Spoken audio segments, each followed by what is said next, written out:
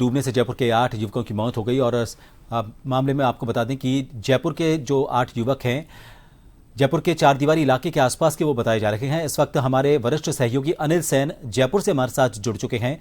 हसनपुरा में इस वक्त वो मौजूद हैं। अनिल, हादसा बड़ा दुखद है।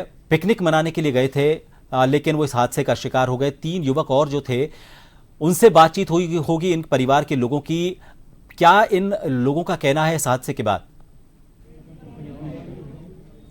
देखिए, बिल्कुल बड़ा हादसा जयपुर में कहा जा सकता है। काफ़ी दुखद घटना यहाँ पर है।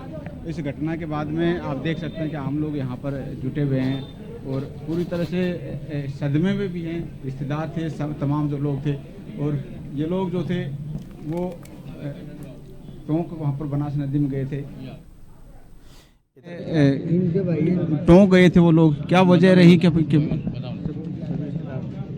सभी लोग रिश्तेदार थे, टोंक गए थे? भतीजा था, दोनों भतीजे थे, भाई का साला था। ऐसे पिकनिक मनाने गए थे, हादसे क्या किस वजह से? घूमने छुट्टी थी, चल गए। कितने लोग गए थे सारे के?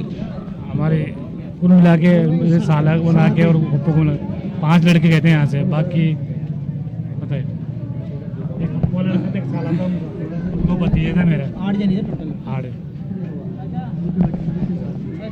पिकनिक पे गए थे ये लोग, काफी बड़ा गए, घूमने गए थे। तो जो भी पैर वैर फिसल गया, जो भी उनके साथ हुआ। हादसा इनके एक बड़े भाई थे, बड़े भाई का एक लड़का था, क्या नाम था? कश्यप नाम है, फरहान नाम है, नौशाद नाम है। 3 थे और 2 सीटी के थे, 5 जने थे। बिल्कुल हसनपुरा के थे यहाँ पर 3 लोग रहने वाले, और घाट गेट जो है वहाँ के 5 लोग थे। काफ़ी दुखद घटना इसको कहा जा सकता है। आप देख सकते हैं कि यहाँ पर परिजन हो, आसपास के जो लोग हैं, इस घड़ी में एक सर परिवार को संबल कैसे मिल सकता है, ये कहीं ना कहीं कोशिश यहाँ पर की जा रही है। लेकिन ये कहा जा सकता है कि आखिरकार वजह क्या रही, ये तो एक जांच का विषय है। लेकिन तमाम जो रिश्तेदार और जो परिवार के जो लोग पहुंचे थे, एक पिकनिक के तौर वहाँ पर जाने की कोशिश थी और वहाँ पर पहुँचे भी थे, लेकिन उसके बाद में जो घटना उनके साथ में घटी है, काफ़ी दुखद घटना उसको कह सकते हैं प्रभात।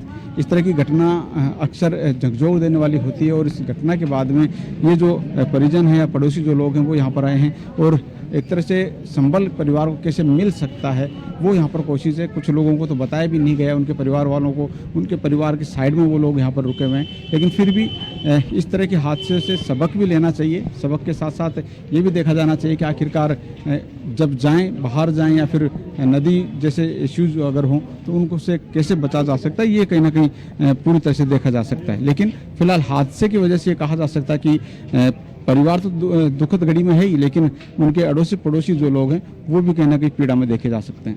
अनिल, अक्सर ऐसा देखा जाता है कि जब इस तरह से एक ग्रुप कहीं जाता है तो उसमें कुछ लोग ऐसे होते हैं जो तैराकी जानते हैं और उन्हीं के बलबूते पर बाकी जो दोस्त हैं वो पानी में उतरते हैं।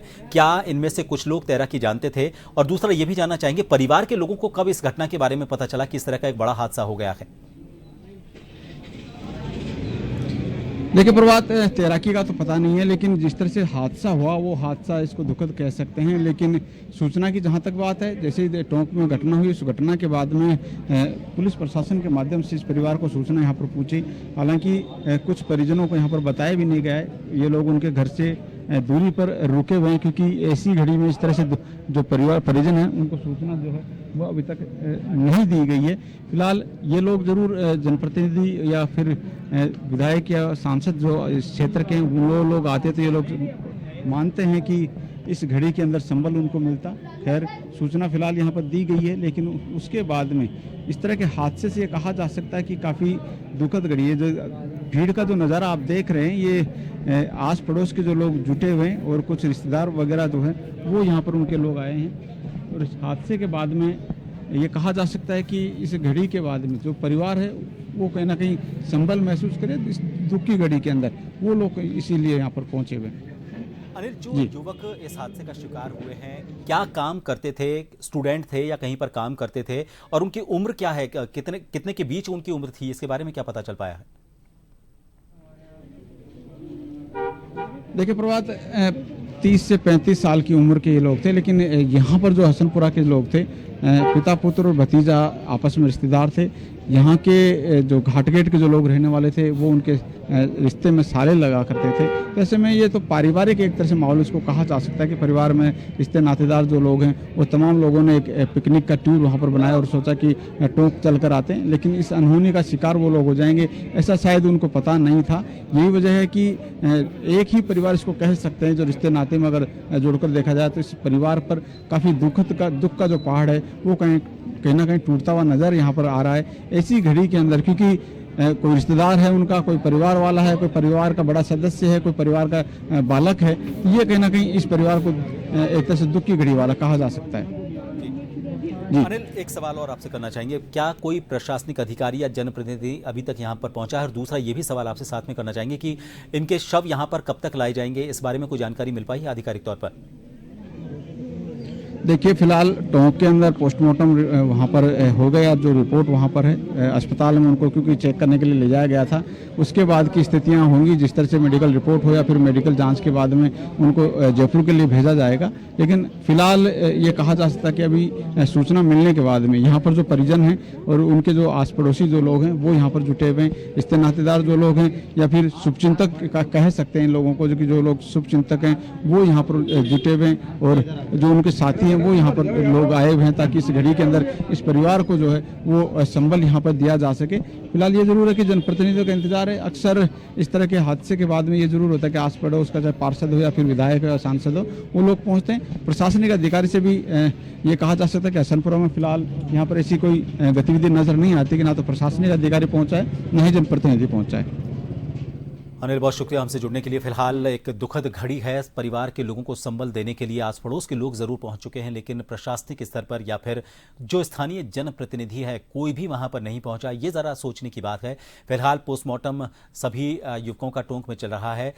आपस में कई लोग रिश्तेदार भी बताए जा रहे हैं। ऐसे में एक बड़ा हादसा, बड़ा दुख का पहाड़ उस परिवार पर पड़ा है जिसके परिवार का कोई छोटा गया, परिवार का कोई पालन पोषण करने वाला गया, परिवार में इकलौता कमाने वाला गया। एक बड़ा दुखद हादसा है। फिलहाल जनप्रतिनिधियों का इंतजार है, परिवार को संबल देने के लिए पड़ोस के लोग जुटे हुए हैं, इंतजार किया जा रहा है। जैसे ही पोस्टमार्टम की प्रक्रिया पूरी होगी, जो भी प्रोटोकॉल के मुताबिक वहां पर काम करने होते हैं, मेडिकली जो काम करने होते हैं, उसके अलावा उन शवों को वहां से रवाना करने के लिए जो भी कागजी कार्रवाई करनी होती है, उसके बाद इन शवों को जयपुर के लिए भेजा जाएगा।